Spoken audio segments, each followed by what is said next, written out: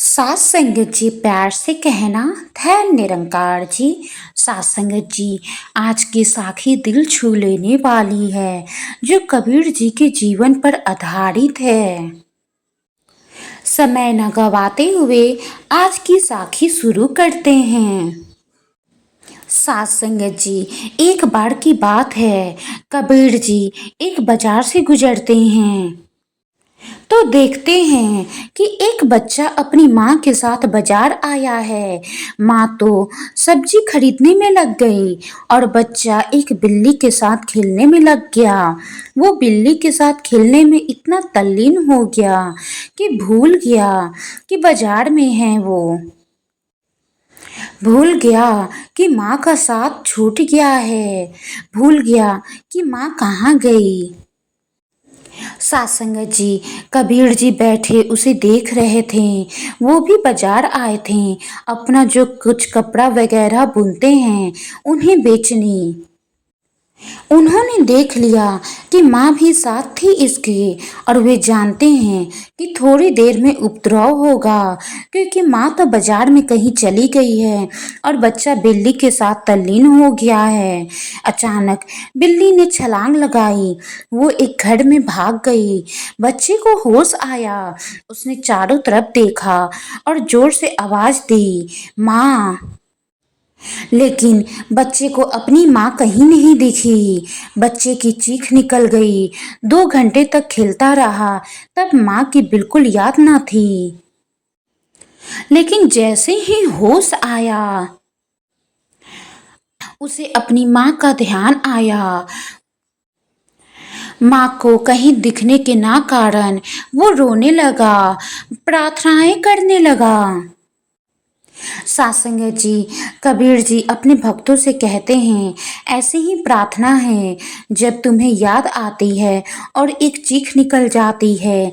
कितने दिन खेलते रहे संसार में, इससे क्या फर्क पड़ता है। जब चीख निकल जाती है तो प्रार्थना का जन्म हो जाता है। सात संगत जी, कबीर जी उस रोते हुए बच्चे के पास गए और उसका हाथ पकड़ा।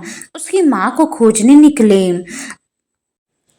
सात संगत जी, ठीक इसी प्रकार तब कोई सतगुरु मिल ही जाता है जब हमारी चीख निकल जाती है। जिस दिन हमारी चीख निकलेगी हम सतगुरु को कहीं करीब ही पाएंगे। कोई फरीद, कोई कबीर, कोई नानक हमारा हाथ पकड़ लेगा और कहेगा कि हम उसे जानते हैं भली भांति। हम उस घर तक पहुंच गए, हम तुम्हें भी पहुंचा देते हैं।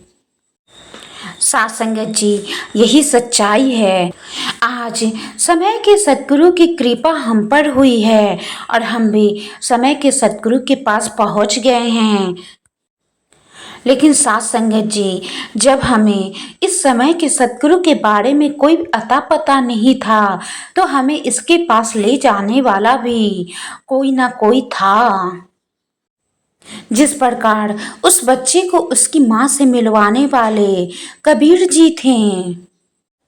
सात संगत जी, प्रार्थना का अर्थ है याद कि अरे मैं कितनी देर तक भूला रहा। प्रार्थना का अर्थ है स्मृति कि अरे मैंने कितनी देर तक विस्मरण किया।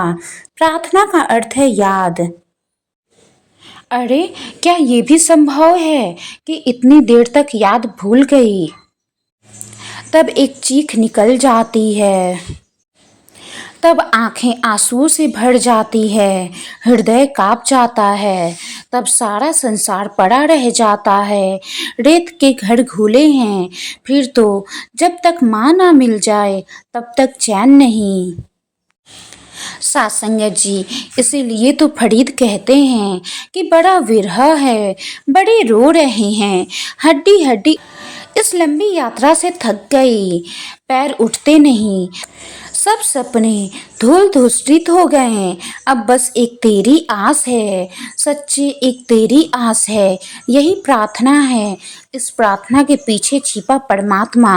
बस तुम प्रार्थना कर लो, शीश परमात्मा पर छोड़ दो और सच्चे हृदय से जब इस परमात्मा को पुकारेंगे तो ये पुकार कभी खाली नहीं जाती। साथ संगत जी, आज समय के सतगुरु की हम सब पर रहमत हुई है। उनकी रहमतों से ही हमें ब्रह्म ज्ञान की दात मिली है, जिसने हमें दुनिया के माया बंधन और भक्ति में पहचान करवाई। हमें इस माया बंधनों को छोड़कर भक्ति करनी है, सतगुरु के दिखाए रास्ते पर चलना है। साथ संगत जी, वाणी में कोई गलती हो गई हो तो बख्श लेना जी, प्यार से कहना। धन्य निरंकार जी।